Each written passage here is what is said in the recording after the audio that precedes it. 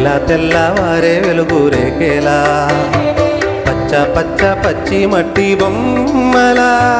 అల్లి బిల్లి వెన్న పాల నురిగేలా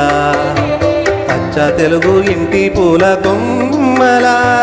దేవదేవుడే పంపగా ఇలా దేవతే మగింట అడుగే పట్టెనంట బ్రహ్మ కల్హలో కాంతులే